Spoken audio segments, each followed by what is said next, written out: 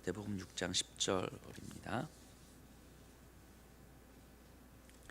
우리 함께 읽겠습니다. 시작. 나라가 임하시오며 뜻이 하늘에서 이루어진 것 같이 땅에서도 이루어지이다. 아멘. 오늘 우리 주기도문 세 번째 시간으로 나라가 임하시오며에 대한 묵상을 좀 한번 해보도록 하겠습니다. 이 구절도 마찬가지로 어제 이야기했던 것처럼 당신의 나라가 임하실 것입니다. 이거거든요. 근데 임하신다라고 하는 것도 수동태로 되어 있어요. 그러면 당신의 나라, 하나님의 나라가 이 땅에 임하게 될 것인데 하나님의 나라가 이렇게 임해지게 될 것입니다. 이런 의미인 거죠. 수동태니까. 그러니까 이 고백을 하는 기도자에 의해서 하나님의 나라는 이 땅에 임하게 될 것입니다. 이런 의미예요. 하나님께서, 물론 하나님의 나라는 하나님께서 이루시는 거지만 우리가 이 기도를 한다는 것 자체는 하나님 내 삶을 통해서 이 땅에 하나님의 나라가 분명히 이루어질 것입니다 라고 하는 결단의 고백을 하고 있는 거죠. 자, 하나님의 나라라고 하는 건 샬롬의 성취인 거예요. 어제 말씀드렸던 샬롬, 참된 평강, 이 땅의 힘의 논리로 설명될 수 없는 힘의 논리 그 이상의 더 본질적인 삶의 힘이 있다는 것을 우리가 인정하고 그것이 이 땅을 내 삶을 덮고 이 땅을 지배할 때 우리가 경험되어지는 것이 샬롬인 거죠. 그래서 무언가를 더 얻고자 염려하고 근심하며 살지 않아도 충분하다는 것을 경험하는 삶이 샬롬인 거예요.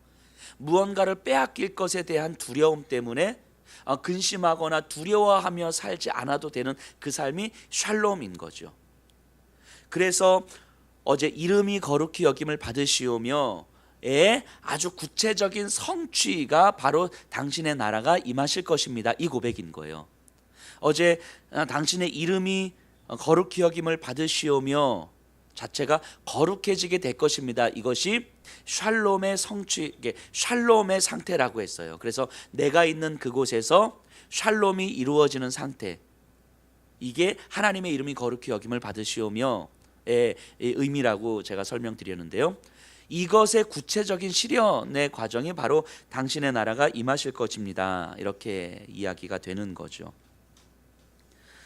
자, 그러면은 결국 이런 거예요. 이 고백을 하는 우리를 통하여서 이 땅 가운데 샬롬이 이루어지게 될 것인데 그 샬롬의 성취가 예수 그리스도에 의해서 이루어진 거잖아요. 그래서 이 샬롬의 아주 극단적 형태, 우리는 예수님이 아니니까 그렇게까지 못한다 할지라도 극단적 형태가 무엇이냐면 예수님은 아주 정확하게 사단을 향해서 선포하는 거예요. 사단아, 네가 할 수 있는 최선은 내 육신의 생명을 뺏어가는 것, 다 그거인 거죠. 사단이 할 수 있는 최선은 내 호흡을 뺏어가는 것, 그거인 거예요. 그러니까 예수님은 내 호흡을 넘겨주는 거죠. 사단에게. 내 생명 네가 가져가, 오케이. 하지만 나에게는 내 육신의 생명을 내어줘도 더 참된 의미에서의 아버지 하나님께서 주는 생명이 나에게 있음을 내가 보여줄게. 이것이 확신되어지는 거죠. 예수님은. 그러니까 사단은 할 수 있는 최선의, 할 수 있는 모든 것이 내 육신의 생명을 뺏어가는 것이라면 내가 너 넘겨줄게 해서 십자가에 자신을 내어주신 거죠. 그런데 이것이 끝이 아니라는 것을 예수님은 확신하셨기 때문에 내어주시고 사단의 권세가, 사단의 힘이 결국은 그것밖에 안 된다는 것을 선포하신 거죠. 부활로 말미암아. 이것을 경험하신 예수님이 샬롬을 이루시는 거죠. 그러니까 내가 무언가를 뺏길 것에 대한 염려와 두려움이 예수님께는 없는 거예요. 왜냐하면 아무리 빼앗겨봤자 내 생명이니까. 참된 생명, 아버지 하나님께서 나에게 주신 영원한 하나님 나라에 대한 소망은 이거는 뺏길 수 있는 게 아닌 거니까. 근데 사단이 아무리 내 목숨을 뺏어가도 이건 여전히 내 안에 누려지는 거니까. 그러니까 사단이 원하는 것은 다 내어줄 수 있는 거예요. 돈을 원하면 다 내어줄 수 있고 자존심을 원하면 다 내어줄 수 있는 거예요. 왜냐하면 그거 다 뺏겨도 이 땅을 살아가는 나에게 있어서 아버지 하나님께서 허락하시는 영원한 하나님 나라에 대한 소망으로 나는 충분할 수 있으니까. 이게 완전히 누려지는 형태가 샬롬이죠. 그래서 예수님의 십자가 위에서 샬롬이 이루어지는 거예요. 그 예수님을 믿고 있는 우리가, 예수님과 연합된 우리가 그 샬롬을 함께 누리게 되는 거죠. 그러니까 사실 생각해 보면 이 땅에서 우리가 염려하고 근심하고 그리고 우리 안에서 여러 가지 불안과 두려움을 가지고 살아가는 이유는 우리에게 경제적인 문제가 발생해서 또는 가정 안에서 어떤 문제가 발생해서 내 감정과 관계의 문제에 발생해서 물론 현실적으로 그런 문제들 때문이지만 엄밀하게 이야기하면 우리 안에 참된 샬롬이 누려지지 않기 때문인 거죠. 하나님의 말씀이 내 안에 깊이 다스려져서 하나님의 말씀으로 내 감정과 마음의 상태를 충분하게 만져지지 않기 때문에 나타나는 염려와 근심인 거죠. 그래서 그러니까 이 말씀을 들으면서 자책하시고 그러시면 안 돼요. 처음에 말씀드렸던 것처럼 우리는 예수님이 아니기 때문에 그렇게 되지 못하는데, 근데 이렇게 말씀드리는 이유는 뭐냐면 제가 죄를 말씀드리려고 하기 때문이에요. 죄, 우리가 갖고 있는 이 염려와 근심, 무언가를 더 갖지 못함에 대한 염려와 근심, 무언가를 뺏길 것에 대한 어떤 두려움과 불안함, 내 감정과 마음이 내 뜻대로 이루어지지 않기 때문에 갖게 되는 시기와 질투와 분노, 이것들이 사실 어디서부터 오는 것이냐면 죄로부터 오는 거잖아요.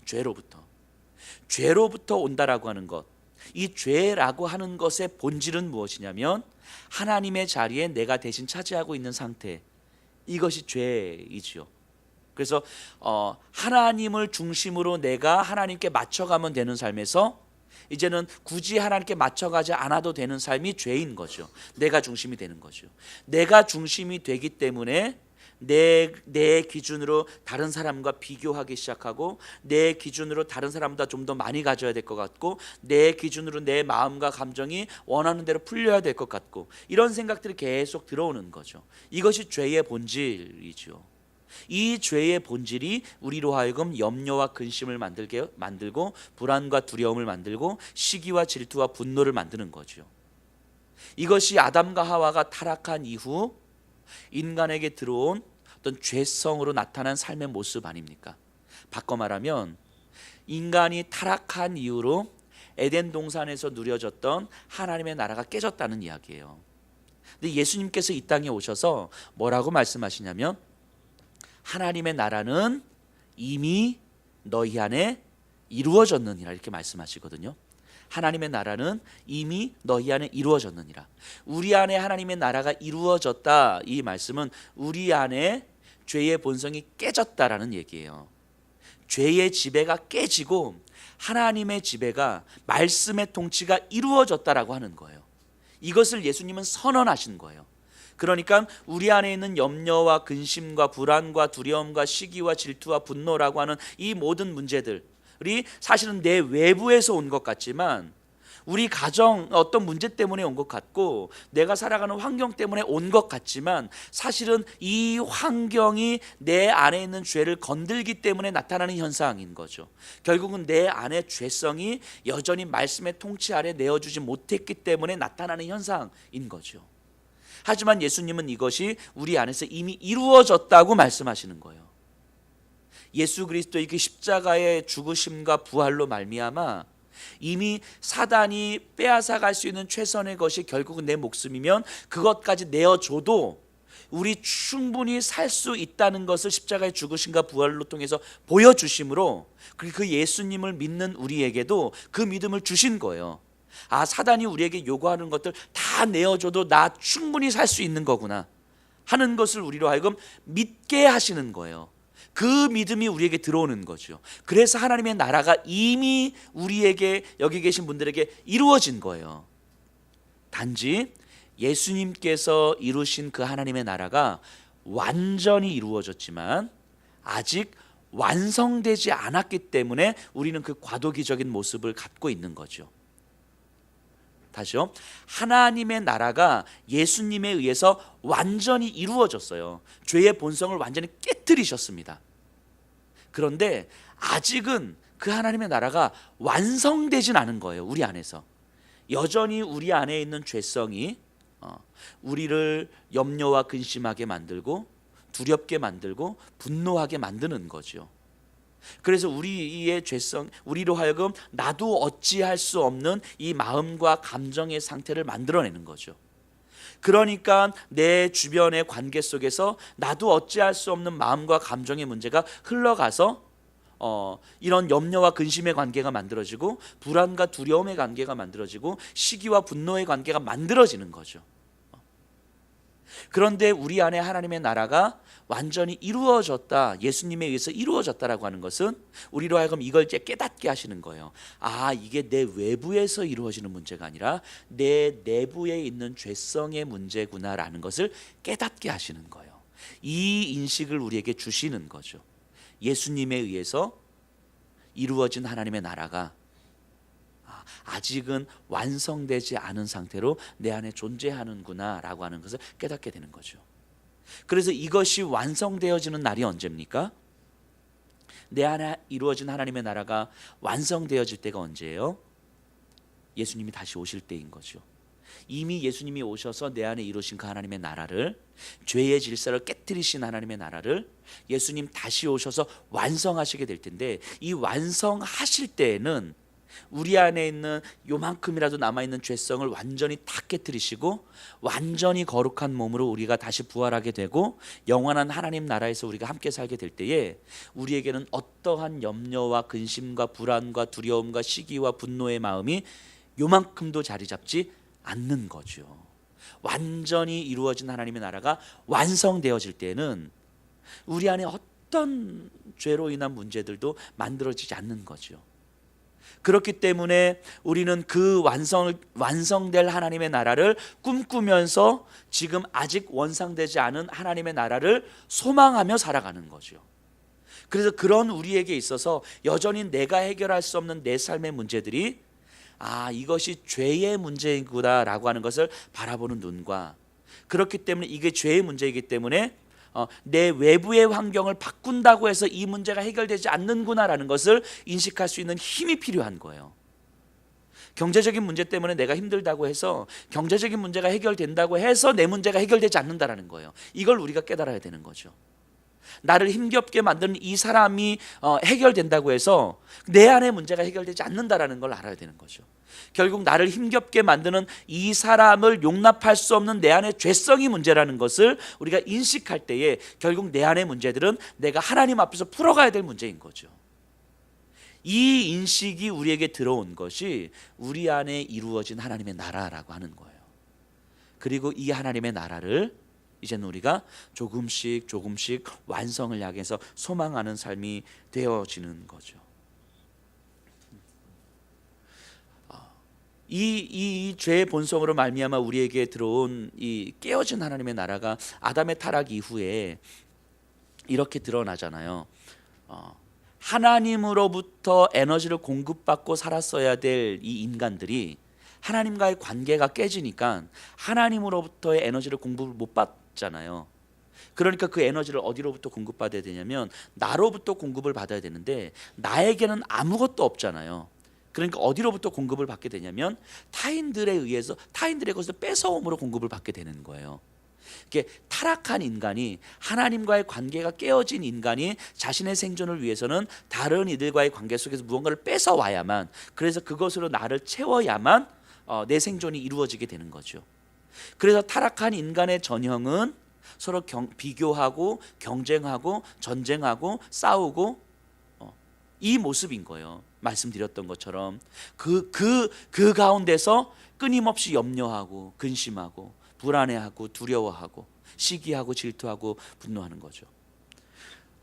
지난주 저희 아버지 학교 세미나 하면서 이런 말씀 드렸는데 결국 가정 안에서 갈등의 문제는 자기 중심성이 소통을 가로막고 있기 때문이다라는 이야기를 좀 했어요. 나에게 너무 당연하게 여겨지는 이 사실이 사실은 내 아내한테는 당연하지 않을 수 있다는 것을 인정하지 않기 때문에 문제가 되는 거죠. 나에게 너무 자연스럽게 받아들여지는 문제가 아내에게는 받아들여지지 않을 수 있다는 것을 인정해야 되는데 이게 인정이 안 되니까 내 생각으로 맞춰지지 않으니까 문제가 되는 거잖아요. 이 사람이 이상한 사람이 되는 거죠. 아니 어떻게 이렇게 되는 거죠. 근데 사실 그것이 결국 자기 중심성으로 타인을 바라보기 때문에 나타나는 문제인 거잖아요. 이게 만약에 깨어진다면, 자기 중심성이 깨어진다면 우리 가정에서의 기준은 당신이야 라고 우리가 인정할 수 있다면 트러블이 생길 리가 없죠. 갈등이 생길 리가 없죠. 우리 가정의 기준은 내 아내입니다. 저도 아직 그렇게 잘 안 돼요. 80% 아내입니다. 자, 근데 우리 가정의 기준이 당신이에요 라고 이게 받아들여지면 가정의 갈등이 이루어질 리가 없어요. 근데 우리 가정의 기준이 나이기 때문에 갈등이 생기는 거잖아요. 가정의 문제 이야기하면서 또 이렇게 시댁과 처가댁과의 관계를 이야기하는데 제가 이런 말씀 드렸거든요. 그러니까 남자는요 자기 부모님을 대하는 태도와 장모님을 대하는 태도가 다를 수밖에 없어요. 이해되시죠? 똑같은 부모님이지만 다를 수밖에 없다고요. 그러면 아내도 본인의 부모님과 시어머니를 대하는 태도가 다를 수밖에 없다는 것을 인정해 줘야 되는데, 나는 다르면서 아내는 다르면 안 된다고 생각하는 거죠. 이런 게 이제 가정의 갈등의 문제가 아니겠습니까? 다 이런 것들이 뭐냐면 다 자기를 중심으로 판단하고 생각하기 때문인 거예요. 이런 게 죄의 본성이라고요. 이것이 죄의 본성이라는 것을 바라볼 수 있는 눈이 있어야 되는 거예요. 이게 예수님께서 이 땅에 오셔서 하신 일이잖아요. 우리로 하여금 죄를 깨닫게 하시고 죄를 용서하여 주시고, 그리고 죄가 지배하는 질서가 아니라 하나님 말씀 예수 그리스도께서 지배하는 질서를 살도록 허락하신 거죠. 이런 것이. 그러니까 결국은 내 중심성을 내려놔도 우리가 충분히 살 수 있다는 것을 우리가 경험해야 되는 거죠. 이게 예수님께서 이 땅에 오셔서 하신 일이라고요. 이게 바로 하나님의 나라가 이루어지는 과정인 거죠. 그래서 내 안에서 먼저 하나님의 나라가 이루어지는 거예요. 내 안에서 먼저 하나님의 나라를 우리가 충분히 경험해야 되는 거예요. 그리고 나서 내 안에서 이루어진 이 하나님의 나라가 이제는 관계 속에서 펼쳐지는 거죠. 그래서 내 안에 죄의 문제라는 것을 인식하고 이것을 내가 하나님 앞에서 끊임없이 씨름하며 갈 때에 관계의 문제에서 갈수록 내 자기 중심성을 내려놓게 되는 거죠. 그러면 여기서 사랑의 질서가 만들어지고 섬김과 헌신의 질서가 만들어지고 존중과 배려의 질서가 만들어지는 거예요. 이게 관계에서 하나님의 질서가 만들어지는 거죠. 하나님의 나라가 만들어지는 거죠. 남편과 아내 사이에서 사랑과 섬김과 존중의 질서가 만들어지고, 부모와 자녀 사이에서 이러한 질서가 만들어지는 것이고, 그리고 공동체 안에서 이런 질서가, 또 직장과 또 학교와 이 지역사회 안에서 이런 질서가 만들어지는 거예요. 이게 하나님의 나라가 이 땅 가운데 이루어지는 것인데, 바로 이 기도를 하는 예수 그리스도의 제자들에 의해서, 또 이 기도를 하는 여기 있는 분들에 의해서 이런 하나님의 나라와 하나님의 질서가 만들어지더라 하는 거예요. 그리고 그것을 소망하는 거죠. 우리가 이런 질문을 한번 던져 보셔야 되는 거예요. 예수 그리스도께서 이 땅을 다스리신다고 하는 예수 그리스도의 통치가 정말로 우리에게 이러한 샬롬, 자기 중심성을 내려놓는 이 샬롬, 그래서 더 가지지 못하거나 또 빼앗길 것에 대한 염려, 근심, 불안, 두려움, 이 분노, 이런 감정으로부터 자유로워지는 이 샬롬을 정말 우리가 경험하고 있는가 하는 질문을 한번 던져보셔야 돼요. 내가 예수 그리스도의 통치로 말미암아 샬롬을 경험하고 있는가? 아니면 내가 예수님을 믿는 건 믿는 거고 내 마음과 감정의 문제는 여전히 별개의 문제인 거. 이렇게 우리가 신앙생활을 하고 있지 않는가 질문을 한번 던져보셔야 돼요. 내 안에 참된 샬롬이 경험되고 있는가? 그리고 좀 더 나아가서는 내 안에 이미 이루어진 샬롬이 내 삶을 통하여서 이 땅 가운데 조금씩 펼쳐지고 있는가? 조금 더 구체적으로 나와 우리 교회, 이 땅의 교회들과 그리스도인들을 통하여서 이 사회 구석구석에서 하나님의 나라와 샬롬이 이루어지고 있는가를 봐야 되는 거죠. 이거를 조금 이렇게 신학적으로 표현하면 그 영역 주권이라는 표현을 쓰는데요. 이 영역 주권이라는 말은 뭐냐면 정치, 경제, 사회, 문화, 예술, 교육, 각 이 사회를 이루는 각 영역 속에서 정말 과연 하나님의 샬롬이 이루어지고 있는가? 예수 그리스도의 통치를 통하여서 샬롬을 경험한 사람들이 정치의 꿈을 꾸고 정치인이 되는 거죠. 그럼 정치의 영역에서 사랑과 섬김과 존중과 배려의 질서로 입법 활동이 이루어지고 있는가? 이 나라가 충분히 그 하나님의 질서를 만들어 가기 위해서 이런 어떤 구체적인 의정 활동들이 이루어지고 있는가? 이런 것들을 꿈꾸는 사람들이 나오는 거죠. 단지 국회의원인데 교회 집사들아, 국회의원인데 교회 장로들아, 이런 게 아니고, 교회 집사고 교회 장로면 뭐합니까? 거기서 쓸데없는 짓 하고 그러면 안 되는 거죠. 그런 게 아니고 진짜로 섬김과 사랑과 배려의 질서를 정치의 영역에서, 어떤 사람은 어떤 경영을 CEO를 꿈꾸면서 탐욕스러운 이윤 추구의 삶의 방식이 아니라 공존하는 삶의 방식이 기업 운영이 얼마든지 가능하다는 것을 우리가 보여줘야 되는 거죠. 그리스도를 믿고 예수 그리스도의 통치를 경험하는 자들이 끊임없이 탐욕을 추구하는 삶의 방식이 아니라 하나님의 샬롬이 이 기업 문화 안에서도 가능하구나. 교육에서도 마찬가지 아닙니까?